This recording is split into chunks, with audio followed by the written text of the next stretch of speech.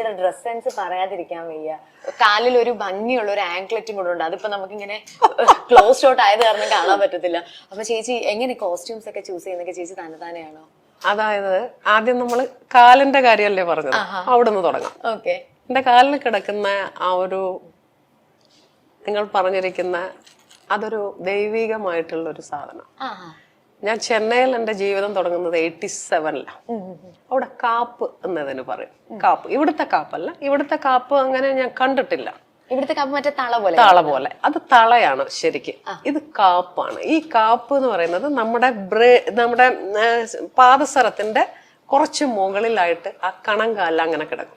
അതാണത്. ഇത് ഏകദേശം 40 വർഷത്തോളായിട്ട് ഇടുന്നത്. അതിന്റെ അടിയിലൊക്കെ കണ്ടത് എനിക്ക് ഇഷ്ടമുള്ളത് പോലെയൊക്കെ കെട്ടിവെക്കുന്നതാ. പിന്നെ ചോദിച്ചത് ഡ്രസ്സ്. ഏകദേശം ഒരു 10-18 വർഷമായിട്ട് റെഡിലോട്ട് മെല്ലെ മെല്ലെ മാറിയത്. അതിനെന്തെങ്കിലും കാരണമുണ്ടോ? ഉണ്ട്. തെയ്യത്തിന്റെ നാട്ടിൽ നിന്ന് വരുന്ന ഒരാളാണ് ഞാൻ.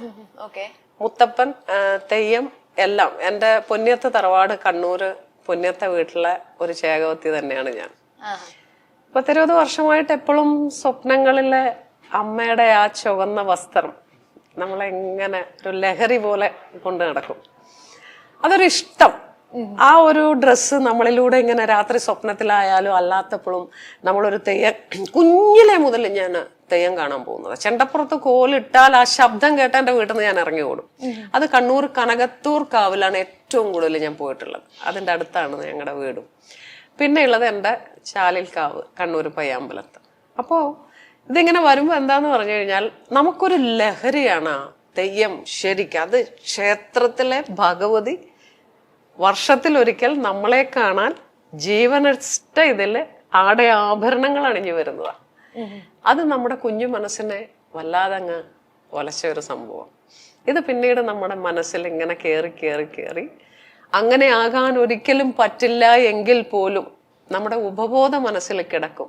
നമ്മളെല്ലാവരും ചിന്തിക്കുന്ന കൃഷ്ണനായി തീരണമേന്നാണ്. കൃഷ്ണനാട്ടം കാണണോ? അപ്പൊ അമ്മ പറയണ്ട, ആട്ടം കണ്ടാൽ പോരാ, നീ കൃഷ്ണനായി തീരണം. അതുപോലെ തന്നെയാണ് ഓരോരുത്തർക്കും അവർ കുമ്പിടുന്ന ദൈവത്തിന്റെ ഒരു പ്രതിച്ഛായ വരണം എന്ന് ചിന്തിക്കുന്നവരാ. ആ ചിന്തയെന്ന് അങ്ങനെ എന്റെ ഡ്രസ്സില് എന്റെ ഇതിലൊക്കെ സ്പിരിച്വലായിട്ട് മെല്ലെ മെല്ലെ കേറി വന്ന് ഇപ്പൊ ആ ഒരു എന്റെ കുലദൈവം ഭഗവതിയാണ്. ആ ഭഗവതിയുടെ ആ ഒരു റെഡ് കളറ് പിന്നീട് ഒരു പ്രിയപ്പെട്ട കളറായി മാറി. എവിടെ പോകുമ്പോഴും റെഡേ ഇടുള്ളൂ. ഇഷ്ടംപോലെ ഡ്രസ്സുകൾ പല കളറിലുണ്ട്. എന്നാലും ആദ്യം എടുക്കുന്നത് റെഡായിരിക്കും. അതാണ് അതിന്റെ.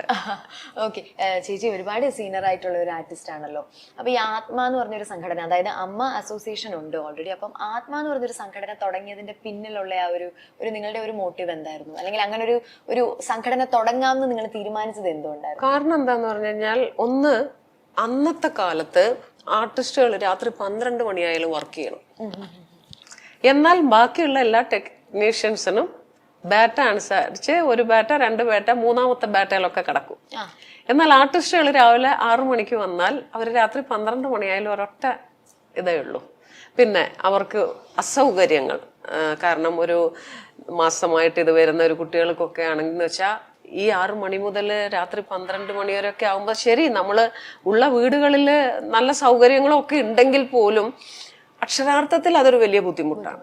ഇങ്ങനെ പല പല കാര്യങ്ങൾ വന്നപ്പോ ഒരു സംഘടന, ടിവിക്ക് വേണ്ടി ഒരു സംഘടന, ചെറിയ ഫ്രെയിമിന് വേണ്ടി എന്ന് വെച്ചാണ് ഗണേഷ് കുമാറും മറ്റാൾക്കാരും അതിനു വേണ്ടി മുൻകൈ എടുക്കുന്നത്. ഇത്രയും ആർട്ടിസ്റ്റുകളുള്ള ഒരു സംഘടന വേറെ ഇല്ല. പല പല സംഘടനകൾ, എത്രയോ സംഘടനകളുണ്ട് ഇവിടെ, എല്ലാ ഇതിലും എല്ലാ മേഖലയിലുള്ള. പക്ഷെ എന്നാൽ പോലും ആർട്ടിസ്റ്റുകൾക്ക് വേണ്ടി ഇത്രയ്ക്ക് കെട്ടുറപ്പുള്ള ഒരു സംഘടന, അംഗങ്ങളുടെ വളരെ വലിയൊരു 500 അതിൽ മേലെയുണ്ട് ആൾക്കാർ. അത്രയൊന്നും എനിക്ക് കറക്റ്റ് പറയാനില്ല. പക്ഷെ അത്രയ്ക്ക് അധികം ആളുകളുള്ള, ആർട്ടിസ്റ്റുകളുള്ള ഒരു സംഘടനയായിട്ട് ഇത് വളർന്നു വന്നു. അപ്പം ആ സംഘടനയിലുള്ളവർക്കൊരു ബുദ്ധിമുട്ട് വരുമ്പോൾ അവർക്ക് എന്തെങ്കിലും നമ്മൾ ആളെ മാത്രം കൂട്ടി വെച്ചാൽ പോരല്ലോ. അവർക്ക് എന്തെങ്കിലും ഹെൽപ്പ് ചെയ്യാനുള്ള ഒരു ചിന്തകളിൽ നിന്ന് ഉടലെടുത്തതാണ് ഇങ്ങനെയുള്ള കുടുംബ സംഗമങ്ങളും ഇതുപോലത്തെ പ്രോഗ്രാമുകളും ഷോകളും ഒക്കെ നടത്തി കിട്ടുന്ന ആ ഒരു പൈസ സമാഹരിച്ച് പാവപ്പെട്ടവരിൽ പാവപ്പെട്ട ഇപ്പൊ തന്നെ 15 ലക്ഷം രൂപയുടെ ഇൻഷുറൻസ് ആണ് ഇപ്പൊ നമുക്ക് എല്ലാവർക്കും ചെയ്തിരിക്കുന്നത്. അതെങ്ങനെയാന്ന് പറഞ്ഞു കഴിഞ്ഞാൽ ആദ്യത്തെ 2.5 ലക്ഷം രൂപ ഞാനൊരു പേഴ്സണൽ ഇൻഷുറൻസ് തന്നെയാണ്. ഇനിയിപ്പോ എനിക്ക് പേഴ്സണൽ ഇൻഷുറൻസ് ഇല്ലെങ്കിൽ എന്റെ കയ്യിൽ 2.5 ലക്ഷം രൂപ ഞാൻ ചെലവ് ചെയ്താൽ മതി. ബാക്കി വരുന്ന 15 ലക്ഷോളം രൂപ ആത്മാ അസോസിയേഷന്റെ ഇൻഷുറൻസ് നമുക്ക് തരും. പറഞ്ഞു മനസ്സിലായോ? അതൊരു വലിയൊരു ഇതാണ്. കാരണം ചിലപ്പോൾ നമ്മൾ ഈ 2.5 ലക്ഷം രൂപയ്ക്ക് നമുക്ക് ചെറിയൊരു എമൗണ്ടിൽ നമുക്കത് ഇൻഷുറൻസ്, പക്ഷെ അത്രയ്ക്ക് വലുതെടുക്കുമ്പോൾ നമുക്ക് പലർക്കും അത് പറ്റാതെ വരും. അവിടെയാണ് ഈ ഒരു ഇൻഷുറൻസ് കൊണ്ട് സാധാരണക്കാർക്കുള്ള ഗുണം വരുന്നത്. ഓക്കെ ചേച്ചി, ഒരുപാട് ഓർമ്മകൾ ഇങ്ങനെ പറയുന്നുണ്ടല്ലോ, അതായത് കണ്ണൂര് തെയ്യം, കുട്ടിക്കാലത്ത് പോയ കാര്യങ്ങളും ഒക്കെ പറയുന്നുണ്ടല്ലോ.